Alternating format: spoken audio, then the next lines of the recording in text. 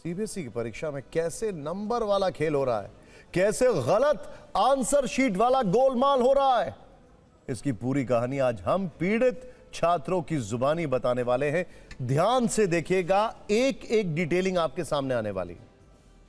देखिए, पहले बात करते हैं सीबीएसई के गोलमाल से पीड़ित छात्र की, जो सोशल मीडिया से लेकर हर प्लेटफॉर्म पर अपनी बात रख रहा है।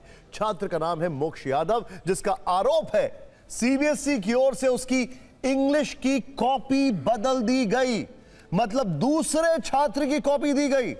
आपको बता दें, मोक्ष यादव को 12वीं में 72% नंबर मिले, लेकिन इंग्लिश में सबसे कम 33 अंक मिले।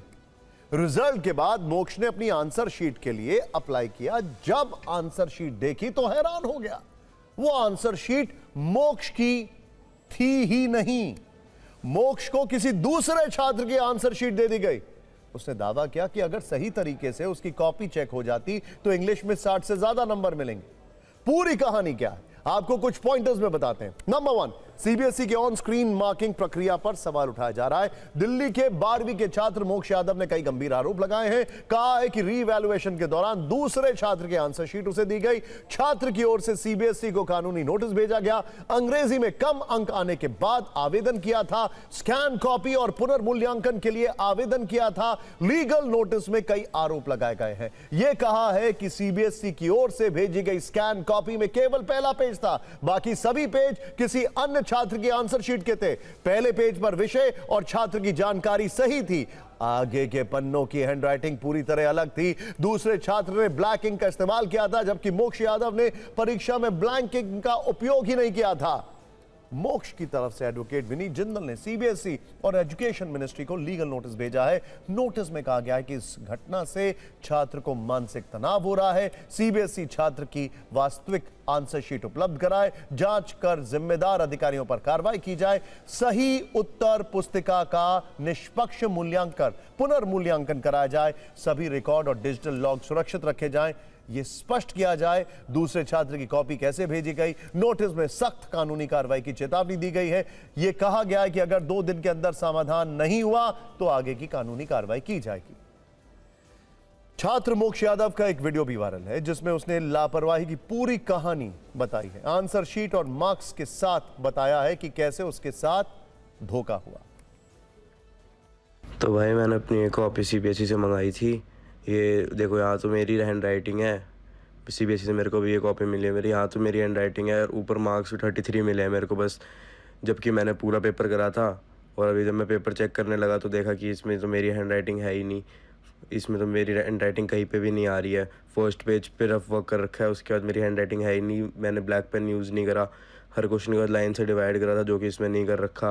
और सिर्फ इसमें 12 पेज भरे हुए हैं, बाकी सारे आगे के ब्लैंक पेजेस हैं, सारे के सारे।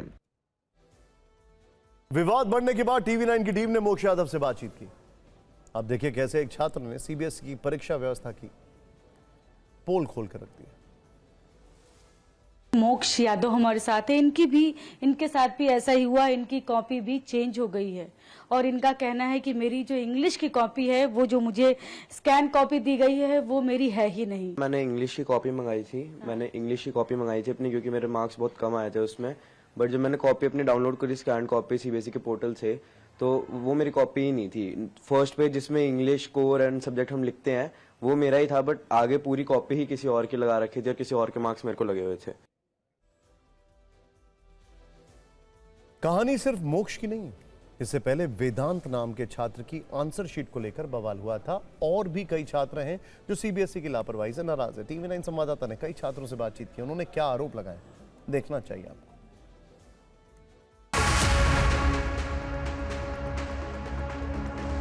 हमारे साथ एक स्टूडेंट है जिनकी सप्लीमेंट्री कॉपी जो है वो गायब है, और तमाम ऐसे केसेस सामने आ रहे हैं जो ऑनलाइन मार्किंग सिस्टम में जो गड़बड़ियां हैं उनको बताते हैं, जो लापरवाही है सीबीएसई की उसको बता रहे हैं। बेसिकली अकाउंटेंसी के अंदर I applied for my photocopy, जिसके अंदर मैं देखता हूँ कि मैंने जो 2 सप्लीमेंट्री यूज़ करी थी वो नहीं है उस पीडीएफ के अंदर, और जो मेन फाइल है उसके अंदर से भी 2 पेजेस मिसिंग है। मेरी 2 शीट आ गई है आंसर शीट, लेकिन एक मैथ्स की नहीं आई। मैथ्स का भी नहीं आया। नहीं, उसमें बच्चा इतना मतलब बीमार हो गया, डिप्रेशन में हो गया, फिर बाद में चला तो ये तो चीज़ तो सब बच्चों के साथ ही हुई है।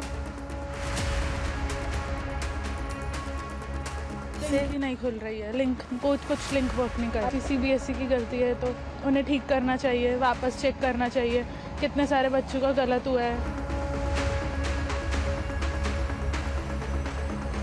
फी चेकिंग के लिए 1 हफ्ते से लगातार साइबर पे और पर्सनल फोन से ऑनलाइन हम दिन रात उसे भर रहे हैं, लेकिन वो एक्सेप्ट ही नहीं कर रहा, पेमेंट का वो ही नहीं आता उसमें।